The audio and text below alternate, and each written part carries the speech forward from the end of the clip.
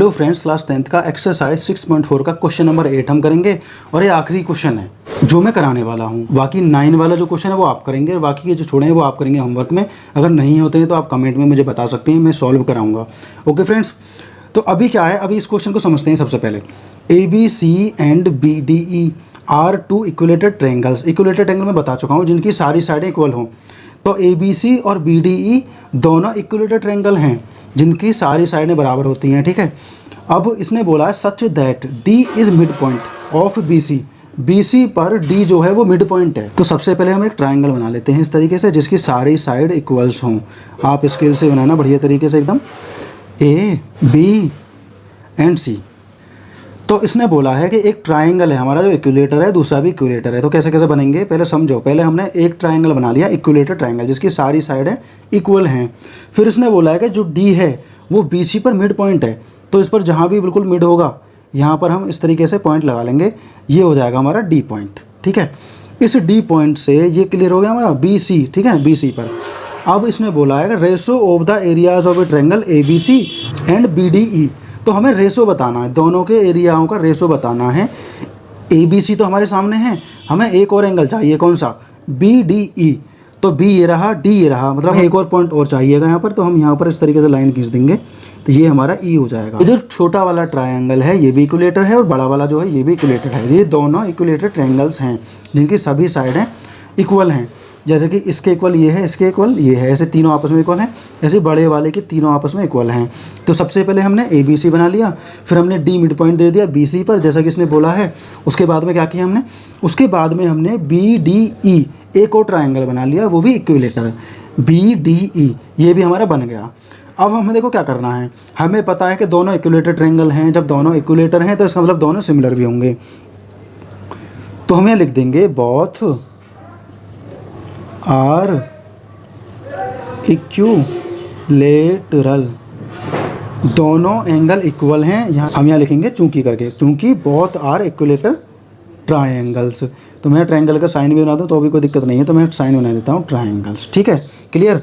इसके बाद में हमें क्या करना है, जब हमें ये पता है कि दोनों इक्विलेटर ट्रायंगल हैं तो इसका मतलब ये दोनों सिमिलर भी होंगे। जब ये इक्विलेटर ट्रायंगल हैं तो इनके एंगल भी इक्वल होंगे और इनकी साइड का रेशो भी इक्वल होगा और इनकी साइड्स भी इक्वल होंगी। तो हम यहाँ पर कर देंगे बाय, क्यों होंगे, क्योंकि बोथ आर इक्विलेटर, क्योंकि ये इक्विलेटर ट्रायंगल्स हैं इसी वजह से। Bye angle angle angle criterion हमारा बैठेगा, क्राइटेरियन। ठीक है, तो जब ये एंगल एंगल क्राइटेरियन फॉलो करते हैं तो मतलब हम इसे लिख देंगे कि ये दोनों सिमिलर हैं।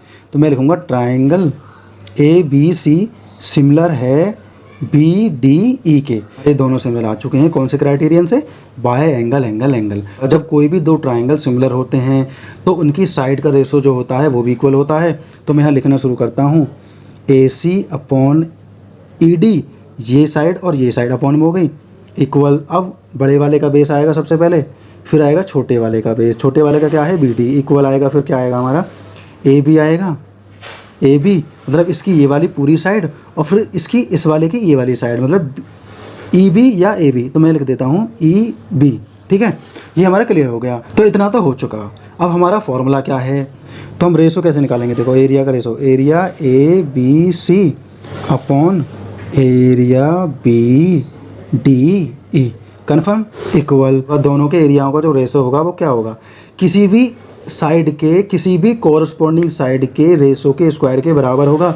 तो वो कॉरस्पॉन्डिंग साइड हम कौन सी ले सकते हैं, हम ये ले सकते हैं BC अपॉन BD। अगर मैं इसका स्क्वायर कर दूं तो इसका रेशो का स्क्वायर और इसका रेशो इक्वल होगा। तो हमें रेशो ऐसे तो निकालने हैं, तो मैं यहाँ पर कर देता हूँ। देखो BC जो है हमारा, अगर मैं इसे यहाँ पर लिख दूँ 2BD इस तरीके से, तो अभी कोई फ़र्क पड़ने वाला नहीं है। तो मैं यहाँ पर स्क्वायर ना चढ़ा के मैं इसे सीधा सीधा लिख दूँगा 4BD की पावर 2। ठीक है, और ये हो गया हमारा BD। ऐसा क्यों किया वो भी मैं बता दूंगा। देखो ऐसा है, हमारा जो बेस है यहाँ पर BC है, अगर मैं इसे 2BD लिख दूं तो मतलब भी वही हुआ ना, मतलब BD के दुगने। BC जो है हमारा BD का दुगना है, तो मैंने यहाँ दुगना करके लिखा था। जब हम स्क्वायर हटाएंगे तो इन दोनों पे स्क्वायर चढ़ जाएगा और इससे ये कट जाएगा, ऊपर 4 बचेगा और नीचे 1, मतलब 4/1। तो हम इसे कह सकते हैं therefore ratio of area ABC ratio area P D E equal to 4:1। मतलब जो इसका जो होगा हमारा वो थर्ड वाला ऑप्शन सही होगा, मतलब सी वाला ऑप्शन हमारा सही होगा। तो हम यहाँ लिख देते हैं ऑप्शन सी। दोबारा से हमें समझना है एक बार। देखो इक्विलेटरल ट्रायंगल हैं दोनों। सबसे पहले हमने एक ट्रायंगल बनाया, फिर उसने बोला मिड पॉइंट डी है, तो हमने बी और सी पर एक मिड पॉइंट रख दिया और ये ई तक मिला दिया। इससे दो हमारे इक्विलेटरल ट्रायंगल्स बन गए। एक तो ये बन गया हमारा जिसकी सारी भुजाएं बराबर हैं, और एक ये बन गया। जब ये दोनों इक्विलेटर्स हैं इसका मतलब ये सिमिलर भी हैं, तो जब इनके सारे एंगल इक्वल होंगे तो bye angle angle angle criterion से हमारा ये क्या हो गया, सिमिलर हो गया। बाद में एरिया का रेशो बराबर होता है किसी भी कॉरस्पॉन्डिंग साइड के रेशो के स्क्वायर के बराबर, वो मैंने निकाल लिया।